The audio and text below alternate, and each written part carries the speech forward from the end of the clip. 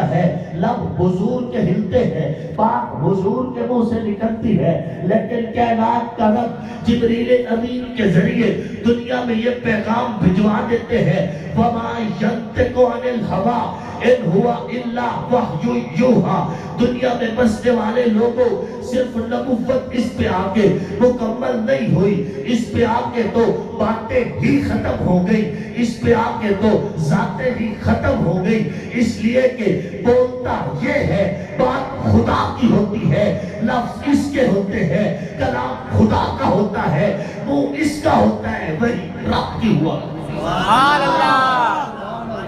ختم نبوت تو سب سے اعلیٰ درجہ ہے، اس لیے فرما دیا ما کان محمد ابا احد من رجالکم ولکن رسول اللہ وخاتم النبیین۔ سب سے اعلیٰ رتبے کا ذکر کیا، باقی ساری باتیں اس ضمن میں آ گئی۔ حسن کے اعتبار سے سب سے زیادہ حسین حضور کی ذات ہے۔ جتنا حسن اللہ نے حضور کو دیا ہے اتنا حسن کائنات میں کسی کو نہیں دیا۔ اور اگر میں شرح صدر کے ساتھ یہ بات کروں تو مجھے اپنے اس عقیدے پہ، اپنے اکابر کے بتائے ہوئے اس عقیدے پہ، اپنے اسلاف کی ہوئی اس محنت پہ اللہ کا شکر ادا کرتے ہوئے فخر محسوس ہوتا ہے کہ میرے اکابر نے حضور پر نور حضرت محمد مصطفیٰ علیہ الصلوۃ والتسلیم سے محبت کے لیے جو انداز اختیار کیا ہے، اس انداز کا ایک ادنا سا انداز یہ ہے کہ اللہ کے بعد کائنات میں سب سے اونچی ذات محمد الرسول اللہ کی ہے۔ اور یہی وجہ ہے کائنات میں جب بھی کوئی مورخ، جب بھی کوئی محقق تحقیق کرے گا، جب بھی کوئی مورخ تاریخ لکھے گا، جب بھی کوئی قلمکار ادب کے فن پاروں کو ترتیب دے گا، جب بھی کوئی لبیب حضور کے حق میں لب کھولے گا، جب بھی کوئی ادیب ادب کی باتیں کرے گا، جب بھی کوئی منبر پہ خطیب بولے گا، جب بھی کوئی بات انصاف کے ذریعے سے لکھنا چاہے گا، تو جس کی تحقیق اپنے عروج کو پہنچے گی تو وہ یہ کہنے پہ مجبور ہو جائے گا کہ اس کائنات میں ذروں سے لے کے پہاڑوں تک، قطروں سے لے کے سمندروں تک، فقیروں سے لے کے کلندروں تک، بحر سے لے کے بر تک، خشک سے لے کے تر تک، عرب سے لے کے عجم تک، دھرتی سے لے کے نجم تک، لہلہاتے کھیت ہو یا ہری بھری وادیاں ہو، چہچہاتے پرندے ہو یا بہتی ہوئی ندیاں ہو، کائنات میں بکھرے رنگ ہو یا ہاتھ سو آتی خوشبو ہو، اس کائنات میں خوشی اور غموں کا تسلسل ہو یا زندگی کی چلن پھرن ہو، اس کائنات کے اندر، کائنات میں فطرت کے اصولوں تک، نبیوں سے رسولوں تک، اس کائنات میں جتنا کچھ ہے، کائنات کا سارا حسن اگر سمیٹ لیا جائے تو محمد کے دو نینوں کا مقابلہ نہیں ہو سکتا کہ کائنات کے رب نے حضور کو جو حسن دیے تو حسن دے کے کائنات کا رب خود بولے وَالضُّحَىٰ وَاللَّيْلِ إِذَا سَجَىٰ مَا وَدَّعَكَ رَبُّكَ وَمَا قَلَىٰ۔ بات یہیں پہ ختم نہیں ہوئی، جب کائنات کے رب نے حضور سے ملاقات کی ہے، بنایا خود ہے، ترتیب خود دیا ہے، حضور کی بلکہ حضور کا چہرہ، حضور کے رخسار، حضور کے ہونٹ، حضور کی ذات، حضور علیہ السلام کی نبوت، ہر ایک چیز کو کائنات کے رب نے ترتیب خود دیا ہے۔ لیکن اللہ کے انداز کو دیکھیے کہ حضور کو جب زمین سے اوپر اٹھائے اپنا معراج کروانے کے لیے، اپنا دیدار کروانے کے لیے، حضور جب زمین سے عرش بری کی طرف جا رہے ہیں، کائنات کا رب حضور علیہ الصلوۃ والتسلیم کی آمد پہ اپنی قدرت پہ ناز کرتے ہوئے وہاں پہ اعلان کر رہا ہے، حضور کا چہرہ، حضور کی زلفیں، حضور کی نظریں، حضور کا سینہ، حضور علیہ السلام سے جڑی ایک ایک چیز حضور کو زمین سے آسمان کی طرف اٹھتے ہوئے کائنات کا رب احساس کرتے ہوئے سبحان اللہ کہا۔ سبحان اللہ۔ ایک بات ہے حضور کا ذکر ہو، زندہ باد، زندہ باد۔ یہاں حضور کا ذکر ہوا تو آپ نے سبحان اللہ کہا، حضور علیہ الصلوۃ والتسلیم کا دیدار ہوا تو ابو بکر صدیق نے سبحان اللہ کہا، سبحان اللہ۔ حضور سرور کونین کی زیارت ہوئی تو حضرت عمر فاروق نے سبحان اللہ کہی، حضرت سیدنا عثمان نے سبحان اللہ کہی، حضرت سیدنا علی نے سبحان اللہ کہی، حضرت سیدین حسنین کریمین نے سبحان اللہ کہی، حضرت امیر معاویہ اور حضرت ابو سفیان نے سبحان اللہ کہی۔ ایک سبحان اللہ وہ ہے جو آج اس مسجد سے حضور کا ذکر سن کے نکلی جا رہی ہے، ایک سبحان اللہ وہ ہے جو فقہا اور کائنات میں خطبہ کے ذریعے سے پھیلی، ایک سبحان اللہ وہ ہے جو اس کائنات میں حضور کا ذکر سنتے ہوئے محدثین کی زبان سے نکلی، تابعین کی زبان سے نکلی، تبع تابعین کی زبان سے نکلی۔ ایک سبحان اللہ وہ ہے جو حضور کے صحابہ حضور کی باتیں سن کر حضور کا چہرہ دیکھ کے کہا کرتے تھے، لیکن قرآن حضور علیہ الصلوۃ والتسلیم کی عزت و عظمت پہ کہ سبحان اللہ تو وہ ہے جو کائنات کا رب خود کہہ رہا ہے۔ سبحان اللہ۔ اور میں اپنی طرف سے نہیں کہہ رہا، قرآن کہہ رہا ہے سبحان الذی اسریٰ بعبدہ۔ یہ اسی رات کی بات ہے جب حضور زمین سے عرش بری کی طرف جا رہے تو کائنات کا رب حضور کی آمد میں خود سبحان اللہ کہہ رہا۔ حضور صلی اللہ علیہ وسلم پہ آ کر حسن مکمل، جمال مکمل، کردار مکمل، اور یہی وجہ انک لعلی خلق عظیم کا اعزاز حضور کے لیے تھا، حضور ہی کو دیا گیا۔ ختم نبوت کا تاج حضور کے لیے تھا، حضور ہی کو دیا گیا۔ حسن اور جمال کا اعزاز حضور کے لیے تھا، حضور ہی کو دیا گیا۔ اور یہی وجہ حضور کی موجودگی میں حضرت حسان ابن ثابت کہہ رہے تھے اور حضور علیہ السلام اس کو دعائیں دے رہے تھے کہ وَأَحْسَنُ مِنْكَ لَمْ تَرَ قَطُّ عَيْنِي وَأَجْمَلُ مِنْكَ لَمْ تَلِدِ النِّسَاءُ خُلِقْتَ مُبَرَّأً مِنْ كُلِّ عَيْبٍ كَأَنَّكَ قَدْ خُلِقْتَ كَمَا تَشَاءُ۔ رخ مصطفیٰ ہے وہ آئینہ کہ اب ایسا دوسرا آئینہ نہ کسی کی بزم خیال میں، نہ دکان عین احساس میں۔ اور حضرت خان محمد کمتر رحمت اللہ علیہ فرمایا کرتے تھے حسینہ جمیلہ دا منہ موڑ دیتا، محمد بنا رب قلم توڑ دیتا۔ حضور صلی اللہ علیہ وسلم پہ آ کے نبوت مکمل ہو گئی۔ اور یاد رکھیے نبوت کا جو دائرہ ہے، نبوت کے دائرے کا جو یہ آغاز ہے وہ حضرت آدم علیہ الصلوۃ والتسلیم ہے، اور اس دائرے کا جو اختتام ہے وہ حضرت عیسیٰ علیہ الصلوۃ والتسلیم ہے۔ بات سمجھ آ رہی ہے؟ نبوت کا جو دائرہ ہے اس کا آغاز حضرت آدم علیہ الصلوۃ والتسلیم ہے، اور جب یہ دائرہ مکمل ہوا تو اختتام حضرت عیسیٰ علیہ الصلوۃ والتسلیم۔ اب آپ سوچیں گے حضور کہاں گئے، حضور صلی اللہ علیہ وسلم کدھر گئے؟ تو یاد رکھیے جب کوئی دائرہ کھینچنا چاہے تو جب پرکار اٹھاتا ہے، پرکار کے ساتھ دائرہ کھینچتے ہوئے جہاں سے وہ پنسل شروع ہوتی ہے وہ دائرے کا آغاز ہوتا ہے، جب دائرہ مکمل ہو کے پنسل اسی جگہ پہ پہنچتی ہے وہی اس دائرے کا اختتام ہوتا ہے۔ دائرہ نبوت جب کائنات کے رب نے کھینچا، آغاز آدم علیہ السلام تھے اور اس کا اختتام حضرت عیسیٰ علیہ الصلوۃ والتسلیم تھے۔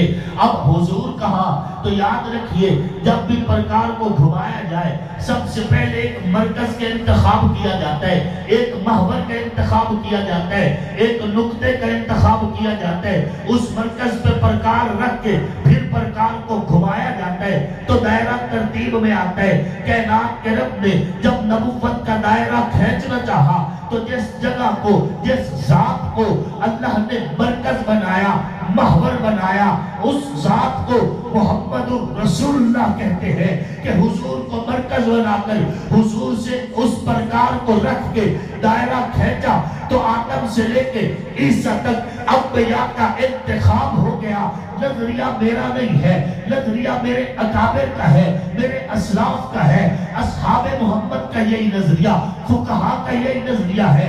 قاسم العلوم والخیرات حضرت قاسم نانوتوی رحمت اللہ علیہ فرماتے ہیں کہ سب سے پہلے مشیت کے انوار سے نقش روح محمد بنایا گیا، پھر اسی نقش سے مانگ کر روشنی بزم کون و مقام کو سجایا گیا۔ وہ محمد بھی، احمد بھی، محمود بھی، حسن مطلق کے شاہد بھی، مشہود بھی، علم و حکمت میں وہ غیر محدود بھی، ظاہراً امیوں میں اٹھایا گیا۔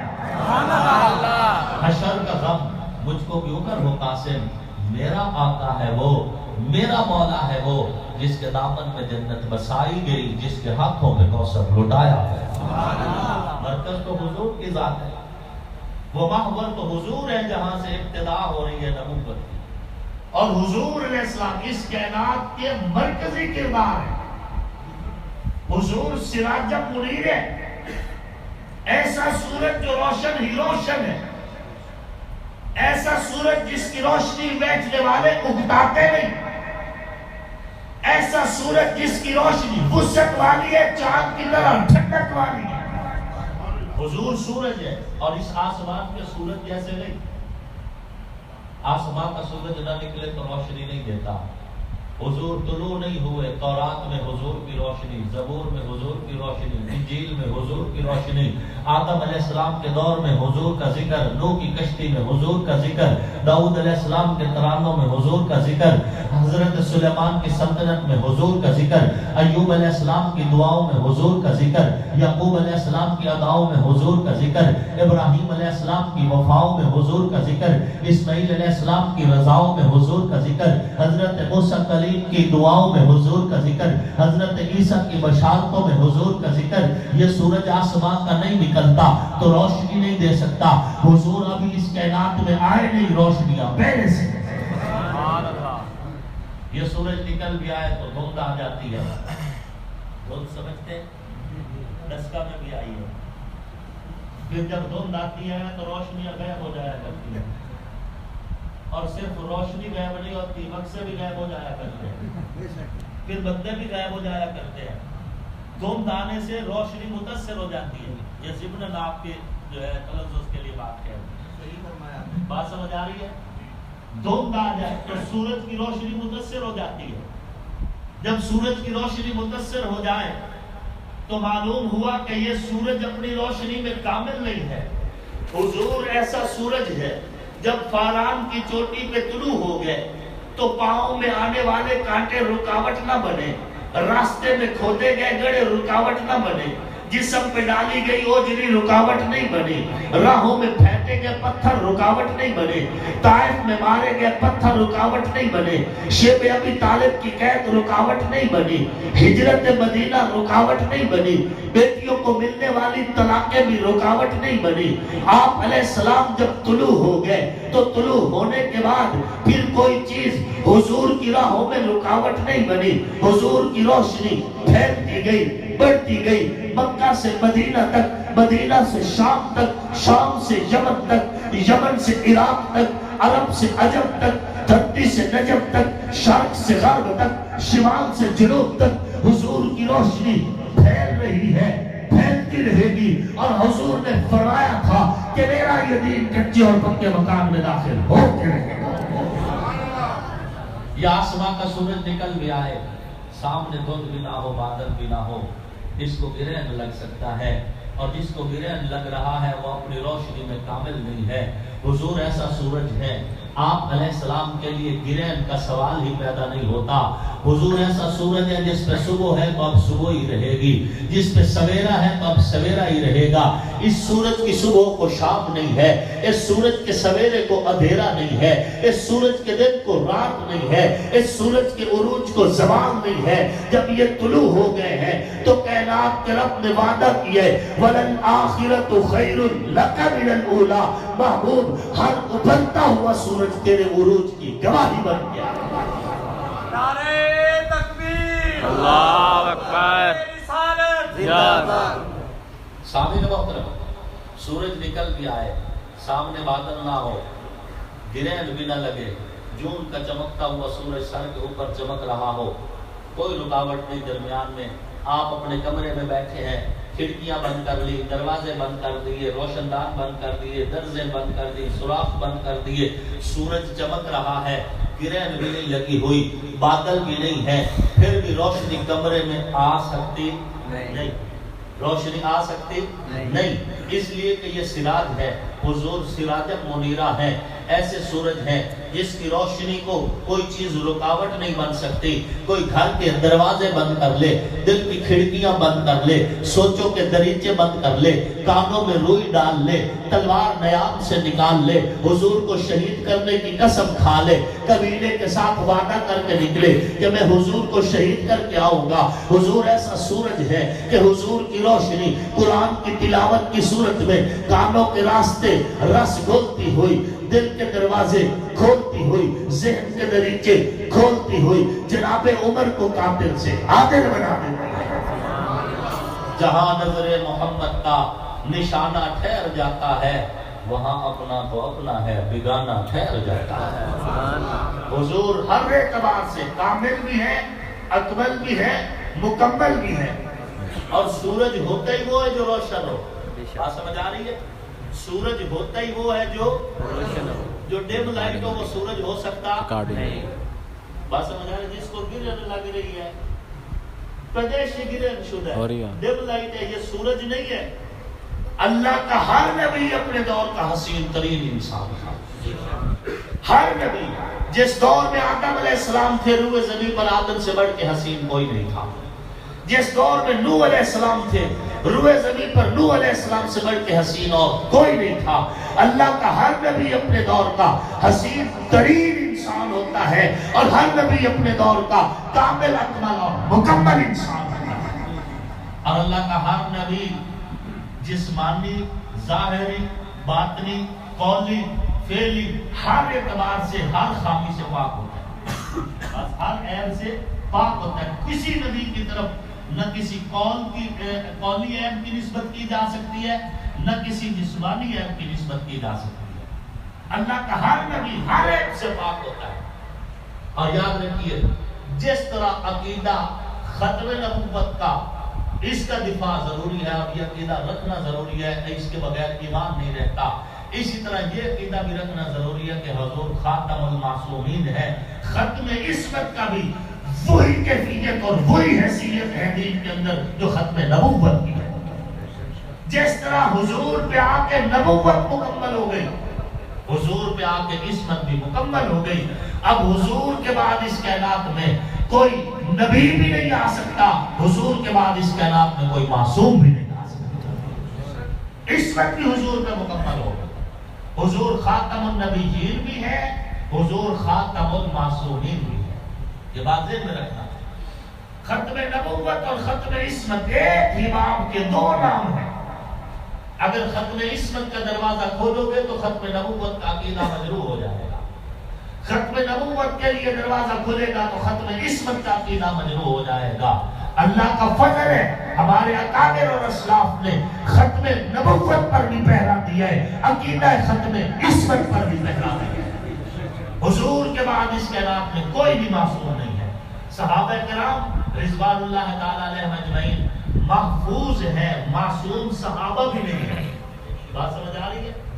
مجھے ایک صاحب کہنے لگا کہ جی صحابہ سے بھی تو غلطیاں ہو سکتی ہیں. میں نے کہا ہو سکتی ہیں. اس نے کہا تو پھر معصوم تو نہ ہوئے. میں نے کہا بالکل, ہم تو کہتے ہیں صحابہ معصوم نہیں ہیں. تو ہنسنے لگا, کہتا جب ہو سکتی ہے تو پھر تمہیں غصہ کیوں آتا ہے؟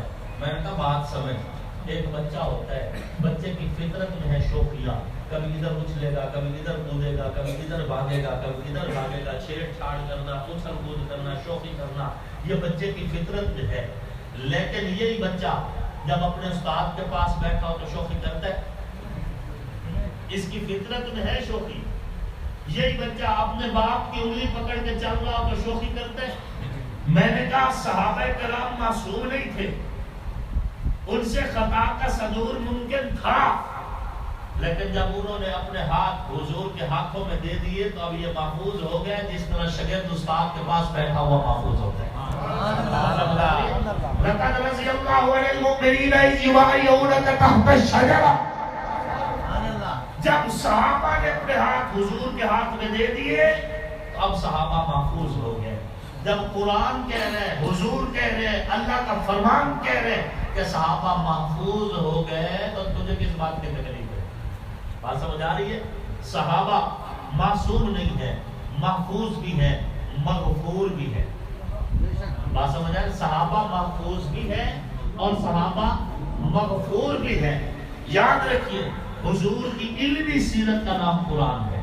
علمی سیرت کا نام حضور کا چہرہ مزوحا، حضور کی زلفیں واللیل، حضور کی نظر مازا، حضور کا سینہ علم نشرہ، حضور کی نبوت ما کان محمد ابا احد من رجالکم ولکن رسول اللہ وخاتم النبیین. حضور علیہ السلام کی رسالت محمد رسول اللہ، حضور کی شہادت انا ارسلناک شاہدا ومبشرا ونذیرا، حضور صلی اللہ علیہ وسلم کی چادر یا ایھا المدثر، حضور علیہ السلام کا کمبل یا ایھا المزمل، حضور صلی اللہ علیہ وسلم کی بعثت هو الذی بعث فی الامیین رسولا، حضور صلی اللہ علیہ وسلم کا اسم جسم سیرت صورت ذات بات ولادت بعثت رحلت سب کچھ کو علمی انداز میں اللہ نے جو اس دنیا کے اندر پیش کیا ہے وہ قرآن ہے. بات سمجھ آ رہی؟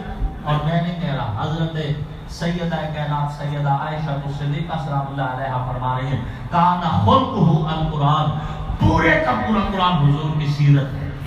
بات سمجھ آ رہی ہے؟ پورے کا پورا قرآن حضور کی سیرت ہے. علمی سیرت کا نام قرآن ہے. حضور کی عملی سیرت کا نام صحابہ ہے. حضور کی عملی سیرت کا نام صحابہ ہے. یاد رکھیے جب بھی صحابہ پہ بحث ہوگی تو اس بحث سے پہلے اس بات پہ ضرور بحث ہوگی کہ صحابی بنتا کیسے ہے. آپ اگر اس مسجد پہ بحث کریں تو سب سے پہلے اس کے مٹیریل پہ بحث ہوگی کہ اس میں اینٹیں کس بھٹے سے آئی، اس میں سریا کتنا استعمال ہوا، اس میں ریت کتنی تھی، سیمنٹ کتنا تھا، مستری کون تھا، بنانے والا کون تھا، کتنے دن لگے، سٹرکچر کیا ہے، بنیادیں کتنی ہے اور چوڑائی کتنی ہے، لمبائی کتنی ہے. اس پہ بحث ہوگی تو پھر مسجد پہ بحث ہوگی. جب تک مٹیریل پہ بحث نہ ہو مسجد پہ بحث کرنے کا حق نہیں ہے. جب تک مٹیریل کا علم نہ ہو مسجد کیسی ہے اس پہ بحث نہیں کی جا سکتی. سب سے پہلے مٹیریل کا جاننا ضروری ہے. ابو بکر و عمر، عثمان و علی، حسن و حسین، معاویہ ابو سفیان پہ اگر کسی نے بحث کرنی ہے تو ان کی ذات پہ بحث بعد میں ہوگی، معمار پہ بحث پہلے ہوگی. ان کو صدیق کس نے بنایا ہے، ان کو عادل کس نے بنایا ہے، ان کو ذوالنورین کس کی نسبت نے بنایا ہے، ان کو حیدر کرام کس نے بنایا ہے، ان کو معاویہ کو اللہ کے پیغمبر نے جو عزتیں دی ہے یہ کہاں کہاں سے ملی ہے. پہلے اس پہ بحث ہوگی. جب مٹیریل پہ بحث ہو جائے گی اس کے بعد حق حاصل ہے کہ بندہ یہ فیصلہ دے کہ عمارت کمزور ہے یا مضبوط ہے یا کیسی ہے. بعد میں بحث ہوگی. جب تک صحابہ کی صحابیت پہ بحث نہیں ہو سکتی کسی کو حق نہیں ہے کہ ابو بکر کی ذات پہ بحث کرے، عمر کی ذات پہ بحث کرے، عثمان کی ذات پہ بحث کرے، علی کی ذات پہ بحث کرے اور حسن و حسین کی ذات پہ بحث کرے، معاویہ ابو سفیان کی ذات پہ بحث کرے. سب سے پہلے مقام صحابہ سمجھنا ہوگا. جب سمجھ آ جائے گا اس کے بعد حق ہے کہ پھر ان کی ذات پہ کوئی بحث کر سکے. بات سمجھ آ رہی ہے؟ صحابی کون ہوتا ہے؟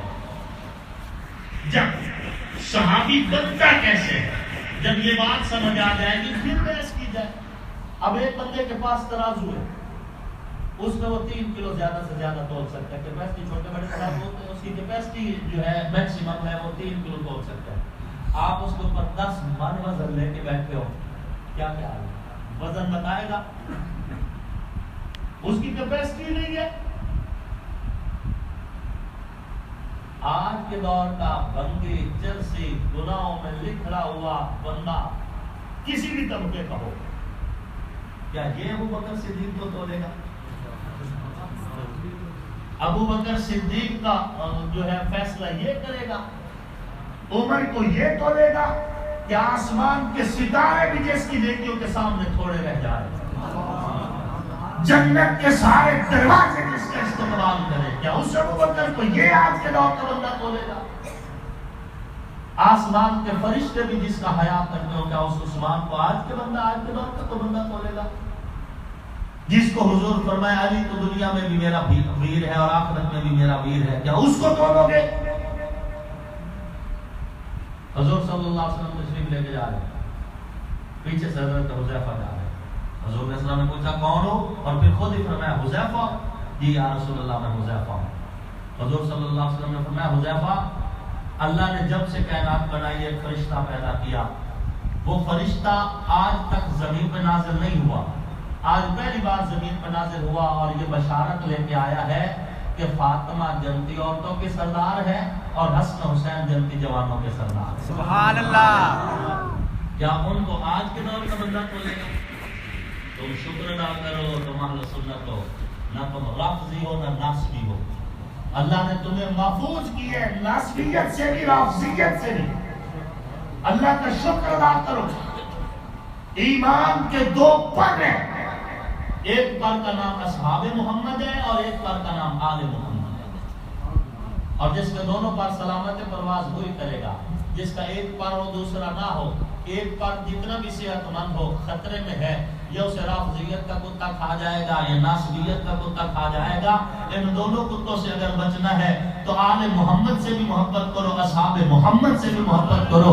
جب دونوں پر سلامت ہوگے تو ایمان کی پرواز بھرو گے، آسمانوں سے پرواز کرو گے تو زمین پہ رینگنے والے کیڑے مکوڑے تمہاری طرف دیکھ کے آہیں تو بھر سکتے ہیں، تمہارا کچھ نہیں بگاڑیں گے۔ تم ہواؤں میں پرواز کرتے ہوئے دنیا کو یہ بتاتے پھرو گے کہ ستاروں سے آگے جہاں اور بھی ہے، ابھی عشق کے انتہا اور بھی ہے۔ تو شاہی ہے پرواز، ہے کام تیرا تیرے سامنے آسمان اور بھی۔ نعرہ تکبیر، نعرہ رسالت، محمد صحابہ، نعرہ صحابہ، نعرہ صحابہ، نعرہ تکبیر۔ صحابی وہ ہے جس نے ایمان کی حالت میں حضور کا دیدار کیا، حضور کے دیدار نے اس کو صحابی بنایا، یا ایمان کی حالت میں ہو اس نے حضور کو نہ دیکھا ہو، حضور نے اس کو دیکھ لیا ہو۔ جیسے حضرت عبداللہ بن ام مکتوم نابینا صحابی تھے، حضور کو نہیں دیکھا لیکن حضور نے ان کو دیکھا ہے، اور قرآن ان کے ایمان کی گواہی دے رہا ہے، عبس وتولی ان جاءہ الاعمى، تو وہ بھی صحابی رسول ہے۔ تو جن کو حضور علیہ السلام کی صحبت نے صحابی رسول بنایا ہے، ان پہ اعتراض کرنے کا حق کسی کو نہیں ہے۔ ان کو اگر تول لے تو ترازو قرآن ہے، قرآن پہ کھولو، قرآن تمہیں بتائے گا ان اکرمکم عند اللہ اتقاکم، قرآن تمہیں بتائے گا اذ یقول لصاحبہ لا تحزن، قرآن تمہیں بتائے گا والذین معہ، قرآن تمہیں بتائے گا اشداء علی الکفار، قرآن تمہیں بتائے گا رحماء بینہم، قرآن تمہیں بتائے گا تراہم رکعا سجدا، قرآن تمہیں بتائے گا یبتغون فضلا من اللہ ورضوانا، قرآن تمہیں بتائے گا اولئک هم الفائزون، قرآن تمہیں بتائے گا اولئک هم المفلحون، قرآن تمہیں بتائے گا اولئک هم المؤمنون حقا، قرآن تمہیں بتائے گا اولئک هم المتقون، قرآن تمہیں بتائے گا اولئک هم الوارثون الذین یرثون الفردوس، قرآن تمہیں بتائے گا فَإِنْ آمَنُوا بِمِثْلِ مَا آمَنْتُمْ بِهِ فَقَدِ اهْتَدَوْا، اگر ان کو توڑ دیں تو قرآن پہ توڑیے۔ قرآن جانتا ہے کہ ابو بکر کون ہے، عمر کون ہے، عثمان کون ہے، علی کون ہے۔ سبحان اللہ۔ شان صحابہ زندہ باد، واہ صحابہ واہ، واہ صحابہ، واہ صحابہ واہ۔ زور نہیں ہے، پروگرام میں 20-25 بندے چن کے رکھا کرو، ان کی ڈیوٹی یہ ہو کہ واہ صحابہ، واہ صحابہ،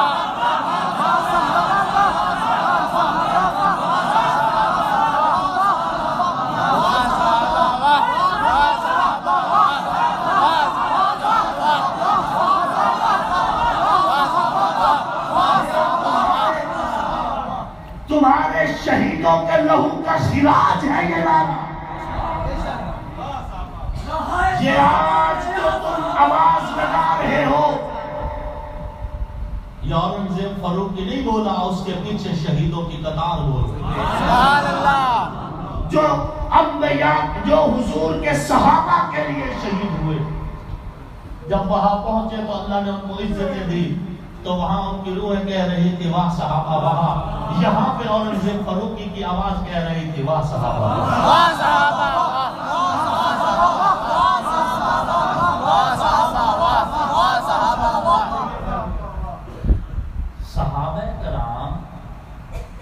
تاریخی شخصیات نہیں. یہ بھی سید عطاءاللہ شاہ بخاری رحمہ اللہ کا جملہ ہے. حضرت کی قبر کو مزید منور فرمائے آمین. اور ان کے درجات بلند فرمائے. آمین. ہر ہمارے اکابر میں سے ہر ایک ہیرا تھا اور اللہ کا فضل ہے زمین اب بھی بنجر نہیں ہے. انشاءاللہ ہماری مائیں اب بھی ایسے لوگ جنیں گی جو صحابہ کرام کی عزت ناموس اہل بیت کی عزت تکریم کے لیے اپنی تمام تر توانائیاں خرچ کرتے ہیں انشاءاللہ. ہم ناامید نہیں ہیں. انقلاب آئے گا. تیرے خون سے انقلاب آئے گا. تیرے خون سے انقلاب آئے گا. تیرے خون سے انقلاب آئے گا. تیرے خون سے انقلاب آئے گا. سامعین محترم، صحابہ کو تولنا ہے تو قرآن پہ تولیے نا. صحابہ کرام سید عطاءاللہ شاہ بخاری رحمۃ اللہ علیہ نور اللہ عمر قدہ فرماتے ہیں کہ صحابہ کرام تاریخی شخصیات نہیں، صحابہ کرام قرآنی شخصیات ہیں. قرآن میں اختلاف نہیں کیا جاتا، قرآن پہ ایمان رکھا جاتا ہے. قرآن ایمان رکھنے کے لیے، اختلاف رکھنے کے لیے نہیں. اور ان کو تو اللہ نے چنے حضور کے لیے ہے، رکھا حضور کے لیے ہے، پسندی حضور کے لیے کیا ہے. اور میں نہیں کہہ رہا، حضور فرما رہے ہیں ان اللہ اختارنی واختار لی اصحابی. اللہ نے مجھے بھی چنا اور میرے لیے میرے صحابہ کو چنا. صحابہ انتخاب خدا ہیں. آپ اور میں انتخاب کریں تو ہم بعد میں پچھتائیں اور پچھتاتے بھی رہتے ہیں. ووٹ دے لیتے ہیں پھر 5 سال پچھتاتے رہتے ہیں.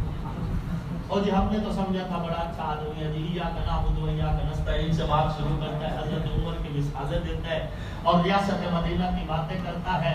بعد میں پتہ چلا کہ وہ اصل میں اس وقت وہ ہوتا ہے، اس لیے کہہ دیتا ہے. بات سمجھ آ رہی؟ تو یہ تم کہہ سکتے ہو کہ ہم نے کون سا دل دیکھا تھا، ہم نے تو اس کی تقریریں دیکھی تھی، ہم نے تو اس کی باتیں سنی تھی، اس نے تو ہمیں خواب بیچے، ہم نے اس کے بیچے ہوئے خواب خرید لیے، ہم بھول گئے. بات سمجھ آ رہی؟ آپ اور میں کہہ سکتے ہیں چونکہ ہم ظاہر کے مکلف ہے، دل سے تو واقف نہیں. لیکن ابو بکر کا انتخاب تو خدا نے کیا ہے، جو دل میں بڑی تحریر کو بھی پڑھتا ہے، ذہن میں آتی سوچ کو بھی سنتا ہے، جو ہم نہیں بولتے ان لفظوں تک بھی جس کی رسائی ہے، اس نے انتخاب کیا ہے. ابو بکر و عمر عثمان و علی حسن و حسین معاویہ ابو سفیان سمیت حضور علیہ السلام کے تمام صحابہ کا جو علی کو بذات صدور ہے، اس کو پتہ تھا پوری کائنات میں خالص مخلص سچے کون ہے. جو خالص تھے، مخلص تھے، سچے تھے، ان کو چن کر حضور کی جھولی میں رکھ دیا. بات سمجھ آ رہی؟ تو یہ خدا کا انتخاب ہے. اور ابو بکر پہ اعتراض کرنے والا در حقیقت خدا پہ اعتراض کر رہا ہے. اور اس انتخاب خدا بندی کا جواب دینے کے لیے عقیدہ بنا کھڑا کیا کہ جی اللہ کبھی کبھی بھول جاتا ہے. اللہ بھولتا نہیں ہے، اللہ بھولنے سے پاک ہے. اللہ بھولنے، جب بھول بھی مخلوق ہے، یہ بات ذہن میں رکھنا، بھولنا بھی مخلوق ہے، تو مخلوق کی نسبت خالق کی طرف کیسے کی جا سکتی ہے؟ خالق تو خالق ہے. جب کچھ بھی نہیں تھا خدا تب بھی تھا. بات سمجھ آ رہی ہے؟ تو اللہ کو پتا تھا خالص کون ہے، مخلص کون ہے، سچے کون ہے، سچے کون ہے، ان کو چنا حضور کی جھولی میں رکھ دیا. حضور کی ازواج جیسے کائنات میں مقدس ہستیاں اور کوئی نہیں، جو سب سے مقدس ہستیاں تھیں، اللہ نے ان کو اٹھایا حضور کے نکاح میں دے دیا. جو سب سے بہترین اولاد میں ہوتی تھی، بن سکتی تھی، اللہ پاک کے خزانے میں جو سب سے بہترین لوگ تھے، انہیں حضور علیہ السلام کے نواسیاں اور حضور علیہ السلام کی اولاد بنا دیا. جو سب سے بہترین لوگ تھے، کچھ کو حضور کا سسرال بنا دیا، کچھ کو حضور کا دامادی خاندان بنا دیا. بات سمجھ آ رہی ہے؟ اچھا، یہ روض رسول میں جو ابو بکر و عمر ابھی تک سوئے ہوئے ہیں، آپ کے کھولنے کے لیے تو اتنا ہی کافی ہے کہ جنہیں حضور نے ابھی تک اپنے ساتھ سلایا ہوا ہے. نہیں کہ وہ تو خلیفہ وقت تھے تو طاقت کے زور پہ حضور کے روزے میں سو گئے. میں نے کہا یہ صوبائی گورنمنٹ کا رقبہ ہے، جہاں 4 اینٹیں رکھو گے، ایک کپڑا ٹانگ دو گے، تمہاری ہو جائے گی. ما بین بیتی و منبری روضۃ من ریاض الجنہ، جنت کا بہترین حصہ ہے جہاں پہ حضور علیہ السلام کا روضہ مبارک ہے. بات سمجھ آ رہی ہے؟ بہترین حصہ جنت کا. میں آپ سے پوچھتا ہوں بھائی رامس ناولہ صاحب کہ میں یہاں بیٹھا ہوں، میرے پاس ایک کرسی ہے، صرف ایک ہی کرسی خالی ہے، ادھر سے سسر آ جائے، ادھر سے داماد آ جائے، یا آپ بیٹھے ہو ادھر سے آپ کا سسر آ جائے، ادھر سے داماد آ جائے، کس کو بٹھاؤ گے؟ سسر کو۔ کرسی ایک ہی ہے تو کس کو بٹھاؤ گے؟ تو حضور نے بھی تو وہی کیا جو تم کرنا چاہ رہے ہو۔ دو حضور کے سسر تھے، دو حضور کے داماد تھے، سیٹیں صرف دو تھی، تو حضور نے بھی اپنے سسر کو عزت دی ہے، تکلیف کس بات کی ہے؟ سیٹیں تو دو ہی تھی، دو ہی ساتھ حضور سنا سکتے تھے، جگہ دو کے لیے تھی، تو حضور نے اپنے سسر کو اپنے پاس جگہ دی ہے، تکلیف کس بات کی ہے؟ یہ انتخاب کی حادثاتی نہیں، اللہ رب العزت کا انتخاب تھا۔ قرآن گواہ ہے، منہا خلقناکم وفیہا نعیدکم ومنہا نخرجکم تارۃ اخری۔ اسی مٹی سے پیدا کیا، اسی مٹی میں لوٹا دیا، اسی مٹی سے اٹھائیں گے اور تمہیں دکھائیں گے۔ اگلی بات میں نے کہ یہ قرآن کا حصہ نہیں ہے، دکھائیں گے، یہ بات ذہن میں رکھنا۔ اللہ دکھائے گا، آپ ناراض بیٹھے ہیں، تھکے بیٹھے ہیں۔ دو ہستیاں ایسی ہیں جن کا حشر کے میدان میں اعلان ہوگا، میں دو کا ذکر کر رہا ہوں، ممکن کچھ کے لیے اور کے لیے بھی ہو، تو ایک کے اقرار سے دوسرے کی نفی نہیں ہوتی۔ اقرار شیء لا ينفي الآخر۔ مثلا میں کہوں کہ اسلم آیا تو اس کا یہ مطلب ہے کہ اکرم نہیں آیا، ہو سکتا ہے اسلم بھی آیا ہو، اکرم بھی آیا ہو، میں اپنے علم کی بات کر رہا ہوں، میں نے اسلم کو دکھاؤں۔ تو دو ہستیاں اس فقیر کے علم کے مطابق ہیں جن میں قیامت والے دن اظہار کیا جائے گا، ایک ابو بکر صدیق، ایک سیدہ فاطمہ الزہرا۔ ابو بکر صدیق رضی اللہ تعالیٰ عنہ کے لیے کائنات کا رب جب کہے گا، حضور علیہ السلام سجدہ فرمائیں گے نا، تو کائنات کا رب کہے گا ارفع رأسک یا محمد سل تعطیٰ اشفع تشفع، سوال کیجئے عطا کیے جاؤ گے، سفارش کیجئے سنی جائے گی آپ کی سفارش۔ پھر اللہ پاک فرمائیں گے کہ لاؤ اپنی امت کو حساب شروع کرتے ہیں۔ جب حساب کی بات ہوگی حضور فرماتے ہیں میں ابو بکر کو خدا کے سامنے کر دوں گا۔ ابو بکر کو دیکھتے کائنات کا رب کا جلال میں بدل جائے گا۔ کائنات کا رب کہے گا ابو بکر تو نے میرے نبی سے حساب نہیں کیا، تو نے میرے نبی سے لکھا کچھ نہیں تھا، کتاب نہیں کیا، جب تو نے میرا حساب کتاب میرے پیغمبر پہ خرچ کی ہے تو میں بھی میرا حساب کتاب آج تجھ پہ اپنا احسان کرتا ہوں۔ حضور نے فرمایا دنیا میں جس کے مجھ پہ جتنے قرضے ہیں میں نے سب کے اتار دیے سوائے ابو بکر کے۔ ابو بکر کا قرضہ کل قیامت والے دن خدا اتاریں گے۔ کیا حضور قرضہ نہیں اتار سکتے تھے؟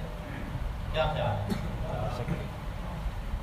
ابو بکر کے پاس جو کچھ تھا یہ بھی تو حضور کی برکت سے تھا، تو پھر ابو بکر صدیق رضی اللہ تعالیٰ عنہ کا قرضہ قیامت تک موقوف کیوں کیا گیا؟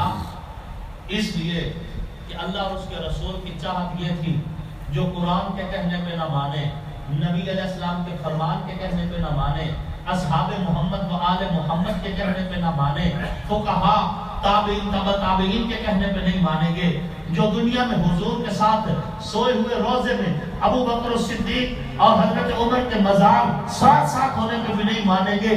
کل قیامت والے دن جب ساری آنکھیں کھل جائے گی، حق کھل کے سامنے آئے گا، اللہ ان سب کو دکھا کے کہے گا کہ ابو بکر وہ ہے جس پہ حضور صلی اللہ علیہ وسلم کے اس بشارت کی وجہ سے آج یہ انعام کیا جا رہا ہے کہ میرا حساب کتاب جنت اس کے لیے رکھی جا رہی ہے اور جنت کا ہر دروازہ ابو بکر کا استقبال کر رہا ہے۔ سبحان اللہ۔ ابو بکر صدیق کو بنوانے کے لیے ان کا قرضہ قیامت تک موقوف رکھ دیا گیا۔ اور ایک حضرت سیدہ طاہرہ بی بی فاطمہ الزہرا سلام اللہ علیہا ہے کہ قیامت والے دن کہا جائے گا نکسوا رؤوسکم یا اہل الجمع والحشر، اے حشر کے میدان میں اکٹھے ہونے والے لوگوں، نکسوا رؤوسکم، سر منہ دوسری طرف پھیر لو اور غضوا ابصارکم، نظریں بھی جھکا لو۔ سب پوچھیں گے وجہ کیا ہے؟ کہا جائے گا حتی تمر فاطمہ بنت محمد، یہاں تک کہ فاطمہ بنت محمد کا گزر ہو جائے۔ جب تک محمد کی بیٹی فاطمہ گزر نہیں جاتی نہ کسی کو سر اٹھانے کی اجازت ہے نہ کسی کو نظر اٹھانے کی اجازت ہے۔ رافضیوں اور ناسبیوں کا نہ دنیا میں کوئی حال ہے نہ حشر والے دن کوئی حال ہے۔ اس وقت بھی میرے سارے پریشان ہو جائیں گے یہ دونوں طبقے، جو آل محمد کے دشمن ہے وہ بھی اور جو اصحاب محمد کے دشمن ہے ہو گیا. اور جو آپ جیسے لوگ اور اس فقیر جیسے لوگ ہوں گے کل قیامت والے دن جب کائنات کا رب کہے گا وَامْتَازُوا الْيَوْمَ أَيُّهَا الْمُجْرِمُونَ، او ابو بکر کے دشمنوں علیحدہ ہو جاؤ، عمر کے دشمنوں علیحدہ ہو جاؤ، عثمان کے دشمنوں علیحدہ ہو جاؤ، علی کے دشمنوں علیحدہ ہو جاؤ، حسنین کریمین کے دشمنوں علیحدہ ہو جاؤ، معاویہ اور ابو سفیان کے دشمنوں علیحدہ ہو جاؤ. جب حضور علیہ الصلوۃ والتسلیم کے دین کے ساتھ کھلواڑ کرنے والے اصحاب محمد وآل محمد کے ساتھ دشمنی رکھنے والے مجرم علیحدہ کیے جا رہے ہوں گے، اس وقت کائنات کا رب جو ہے اللہ کے فضل و کرم سے جب آپ کے اور میرے نام اعمال کھلیں گے تو لکھا ہوا ہوگا یہ وہ خوش قسمت لوگ ہیں جو حضور کے جنازے سے بھی محبت کرتے ہیں، حضور کے گھرانے سے بھی محبت کرتے ہیں. نہ یہ حضرت ابوبکر کے مجرم ہے، نہ حضرت علی کے مجرم ہے، نہ یہ حضرت عمر کے مجرم ہے، نہ حضرت حسن کے مجرم ہے، نہ یہ حضرت عثمان ذو النورین کے مجرم ہے، نہ یہ حضرت حسین کے مجرم ہے. تم خوش نصیب ہو، تمہیں اس منبر سے نفرت نہیں سکھائی جا رہی، تمہیں اس منبر سے جو ہے تشدد نہیں سکھایا جا رہا، تمہیں اس منبر سے نفرت کے درس نہیں دیا جا رہا، تمنا نہیں سکھایا جا رہا، تمہیں اس منبر سے حضور علیہ السلام کے جنازے کی محبت بھی سکھائی جا رہی ہے، حضور کے گھرانے کی محبت بھی سکھائی جا رہی ہے. سبحان اللہ. بات سمجھ آ رہی ہے؟ بات بہت لمبی ہوتی جا رہی ہے، میں بات کو سمیٹنے لگا ہوں. بات چل رہی تھی حضور صلی اللہ علیہ وسلم کے جو صحابہ ہیں، یہ حضور علیہ الصلوۃ والتسلیم کی صحبت نے انہیں اتنا اونچا مقام دیا ہے کہ قرآن کہتا ہے اولئک هم الوارثون، صحابہ وارث ہے، الذین یرثون الفردوس، جنت کے نہیں جنت الفردوس کے وارث ہیں. سب سے بہترین جنت صحابہ کے لیے. بات ہو جا رہی ہے؟ تمام صحابہ. وَكُلًّا وَعَدَ اللَّهُ الْحُسْنَىٰ، ایک ایک صحابی جنتی ہے. قرآن کہتا ہے وَكُلًّا وَعَدَ اللَّهُ الْحُسْنَىٰ. تمام صحابہ جو ہیں حضور کے جڑے ہوئے صحابہ حضور کے ساتھ جو ہے سارے کے سارے جنتی ہیں. سیدنا امیر معاویہ رضی اللہ تعالیٰ عنہ ایک عظیم المرتبہ ہستی ہے. اور یاد رکھیے جس نے کفر کو جتنی تکلیف دی ہے نا اس کے خلاف زہر اتنا ہی اگلا جائے گا، اتنا ہی اگلا جائے گا اس کے خلاف. حضرت امیر معاویہ رضی اللہ تعالیٰ عنہ نے 64,65,000 مربع میل پر کافروں کے لیے زمین تنگ کر دی. یہی وجہ ہے کہ آج امیر معاویہ سے چڑ ہوتی ہے. بہروبر پہ چھا گیا معاویہ معاویہ بہروبر پہ چھا گیا معاویہ معاویہ آدیم مہدیہ معاویہ معاویہ آدیم مہدیہ معاویہ معاویہ. حضرت امیر معاویہ رضی اللہ تعالیٰ عنہ کے لیے کیا یہ اعزاز کم ہے کہ وہ حضور صلی اللہ علیہ وسلم کے صحابی ہیں؟ ساری دنیا کے غوث کتب ابدال پیر ولی مرشد علماء صلحاء صوفیاء اتقیاء سب اکٹھے ہو جائے، ان کی زندگی کی مقبول عبادت اکٹھی ہو جائے اور ان کی ساری زندگی کی مقبول عبادت اگر ایک پلڑے میں رکھ دی جائے اور دوسرے پلڑے میں حضرت امیر معاویہ کا ایک سجدہ رکھ دیا جائے، سجدہ پھر بھی بڑھ جائے. اور حضرت امیر معاویہ کی صرف بات نہیں، کسی بھی صحابی رسول کی بات کر رہی ہے. حضور صلی اللہ علیہ وسلم نے فرمایا لا تسبوا اصحابی، لوگوں میرے صحابہ کو گالیاں مت بکنا. کیوں؟ لو انفق احدکم مثل احد ذهبا ما بلغ مد احدهم ولا نصیفا، اگر کوئی تم میں سے احد پہاڑ کے برابر بھی سونا خرچ کر لے میرے کسی بھی صحابی کی ایک مٹھی جو یا 10 مٹھی جو کا مقابلہ بھی نہیں کر سکتے.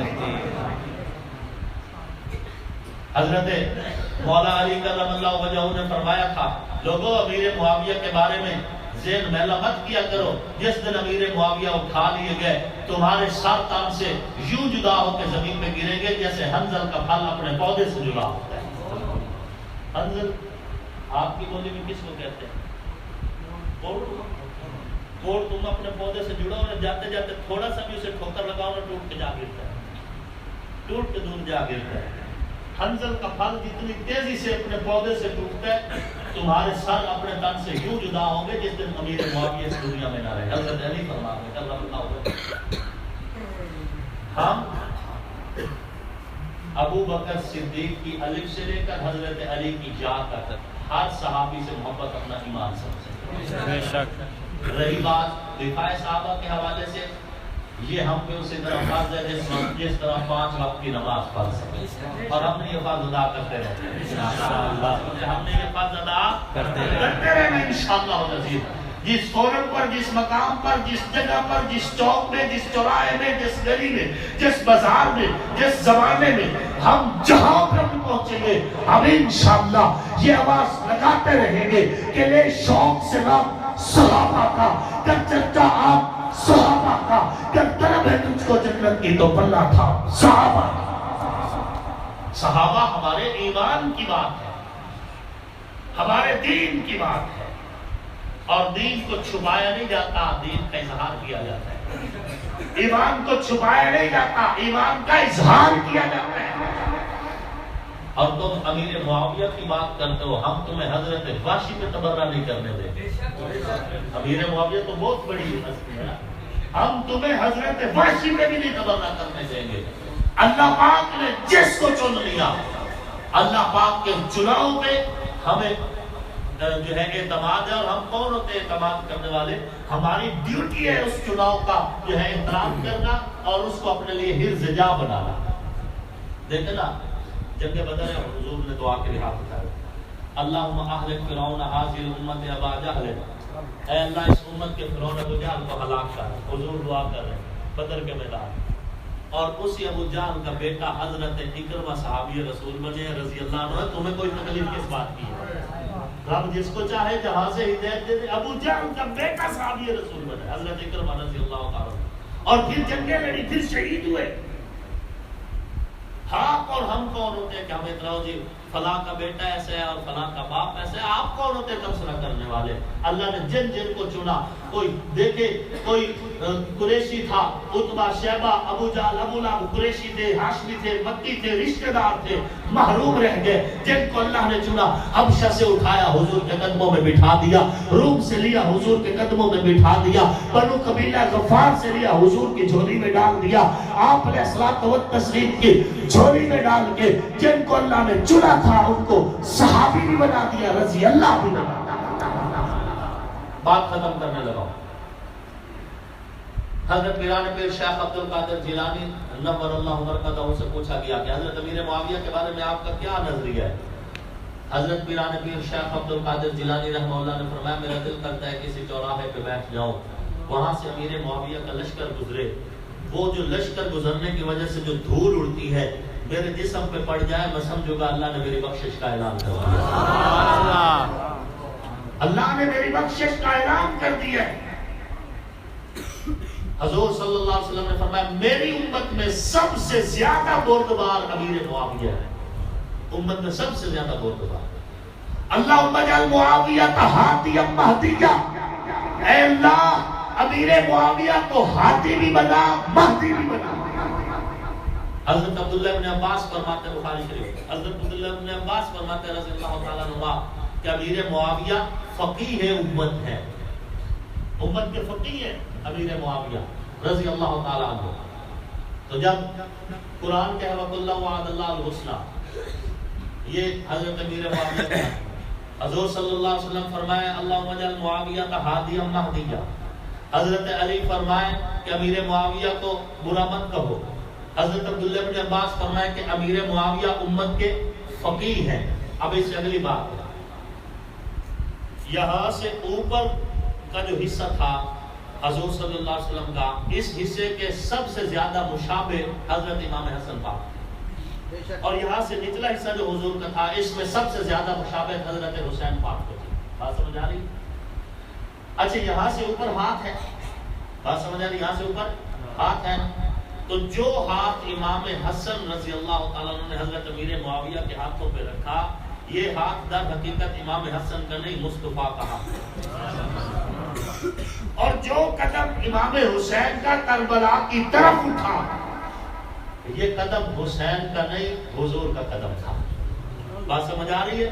امام حسن نے جو کیا ہم اس کو بھی قبول کرتے ہیں، امام حسین نے جو کیا ہم اس کو بھی قبول کرتے ہیں، کیونکہ ہم حسنی بھی ہیں ہم حسینی بھی ہیں عقیدت کے اعتبار سے، بات سمجھ، قوم کے اعتبار سے نہیں، وہ بہت بلند ہستیاں ہیں۔ عقیدت کے اعتبار سے ہم حسنی بھی ہیں کہ خدا میں حسن ہے، ہم حسینی بھی ہیں کہ خدا میں حسین ہے۔ جو امام حسن نے کیا اس سے بھی ہم جو ہے اسے بھی اپنا عقیدہ سمجھتے ہیں، جو امام حسین نے کیا اس سے بھی اپنا عقیدہ سمجھتے ہیں۔ بات سمجھ آ رہی ہے؟ آپ کو کوئی اعتراض ہے امام حسن پہ؟ کوئی امام حسین پہ؟ جو ان دونوں شہزادوں نے کیا، یہ نبی علیہ السلام کا ہر صحابی عادل بھی ہے، فقیہ بھی ہے، مستنبط بھی ہے، اس کے تمام وہ شرائط ہیں جو فقیہ میں ہوتی ہیں۔ تو حضرت حسن اور حسین جہاں حضور صلی اللہ علیہ وسلم کے نواسے ہیں وہاں صحابی رسول بھی ہیں۔ آخری بات کہہ کے اجازت چاہ رہا ہوں، علمی سیرت کا نام قرآن ہے اور عملی سیرت کا نام صحابہ ہے۔ قرآن بھی 23 سال میں مکمل ہوا ہے، صحابہ بھی 23 سال میں مکمل ہوا۔ قرآن کے بھی 2 حصے ہیں، کچھ حصہ مکی ہے، کچھ حصہ مدنی ہے۔ صحابہ میں سے بھی کچھ صحابہ مکی ہیں، کچھ صحابہ مدنی ہے۔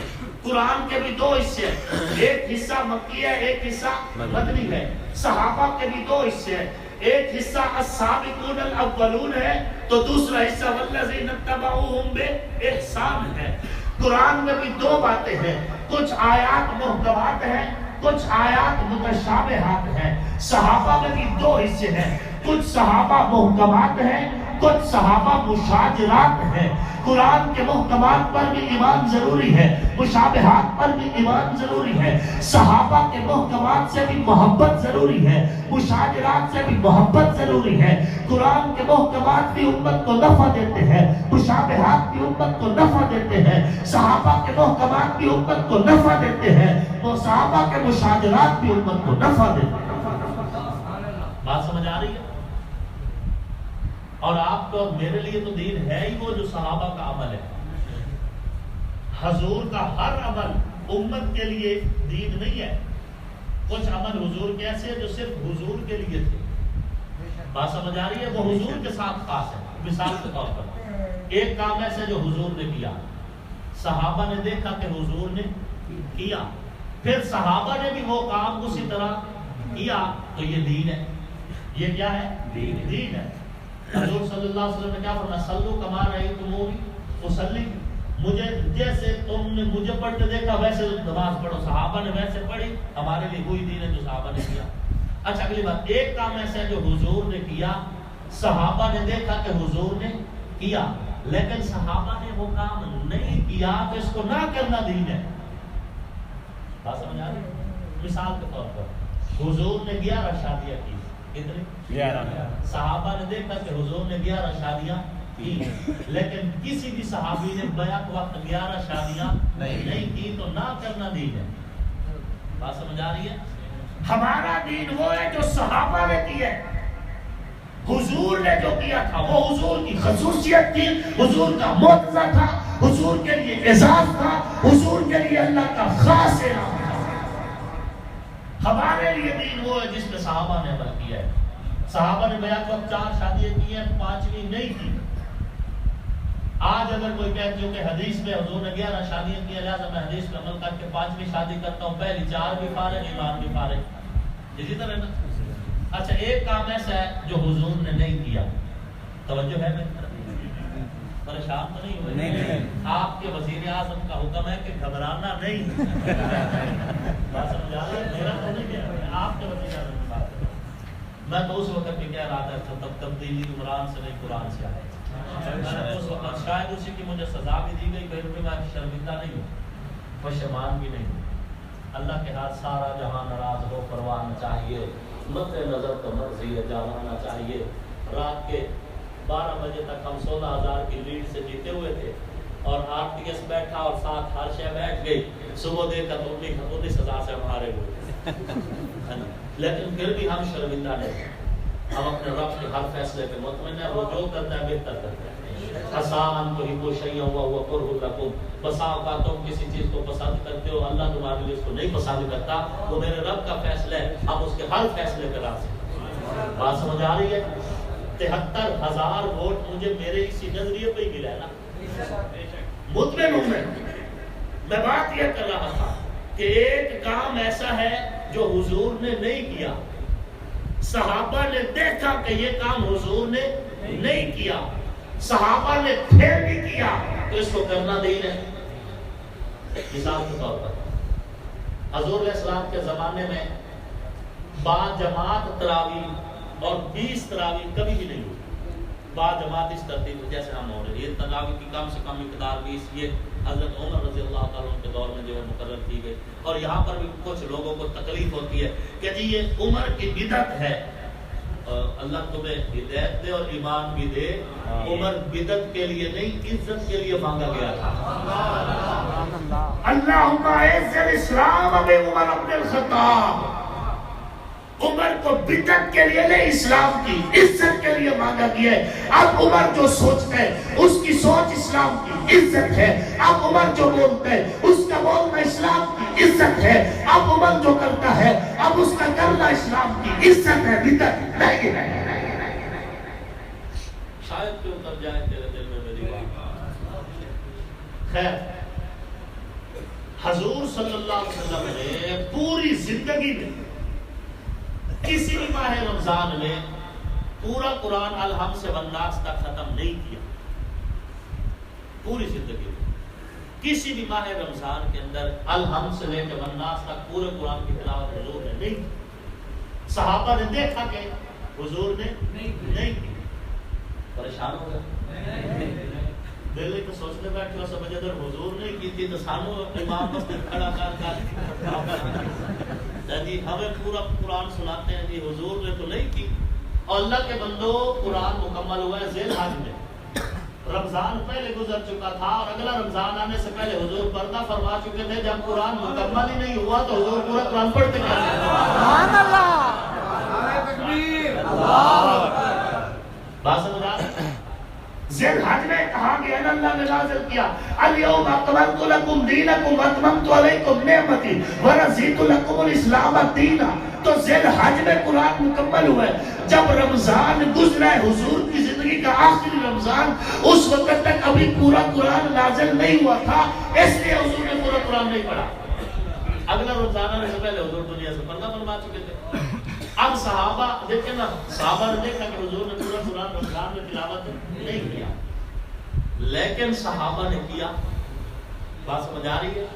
لیکن صحابہ نے کیا.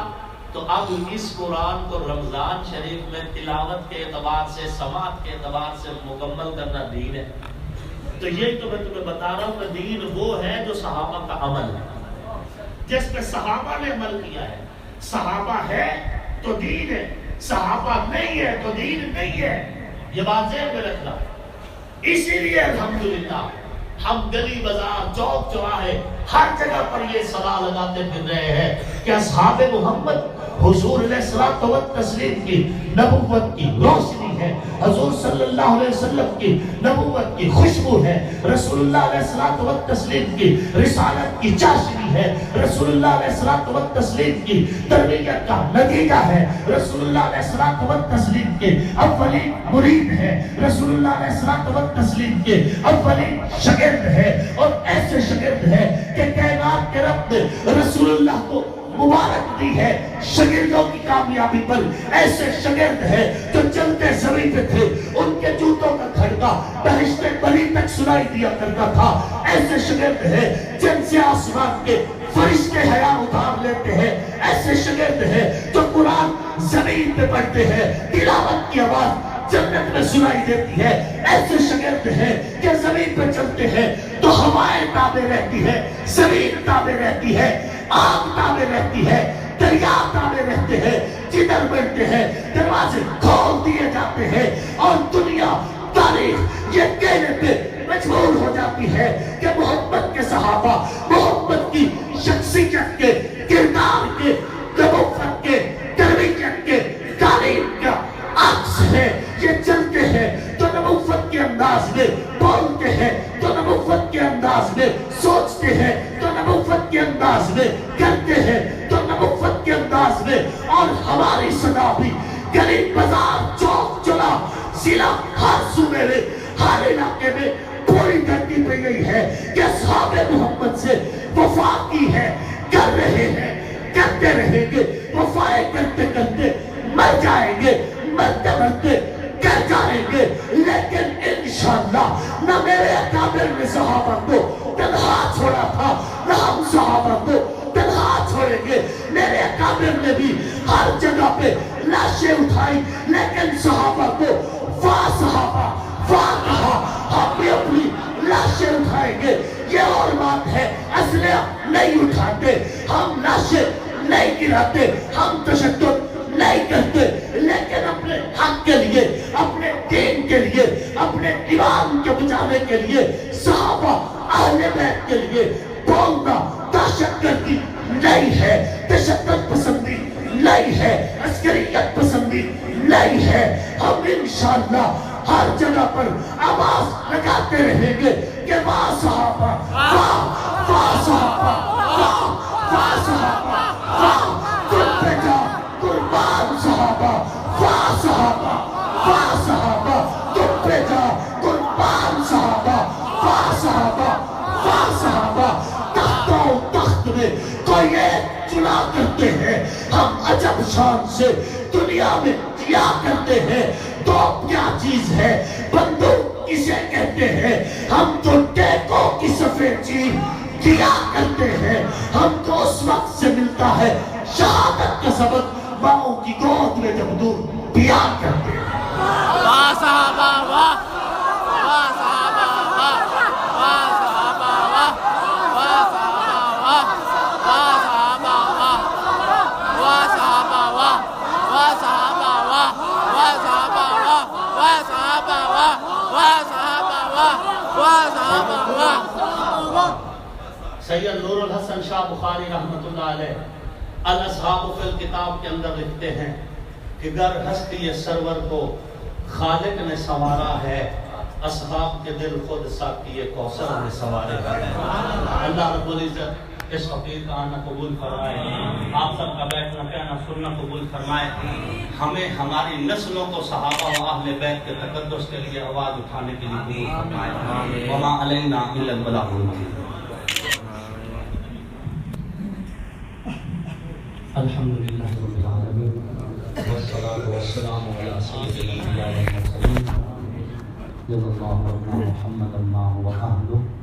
اے اللہ ہمارے گناہ معاف فرما، ہماری خطائیں معاف فرما. ہم توبہ کرتے ہیں، ہماری توبہ قبول فرما. میرے مالک تیرے بندے میرے سمیت تیرے گھر میں بیٹھے ہیں، ہم منگتے ہیں تیرے در کے. میرے مالک ہمارا داتا تو صرف تو ہی ہے اور ایک ہی ہے. ہماری جھولیاں دنیا کی عزت سے بھی بھر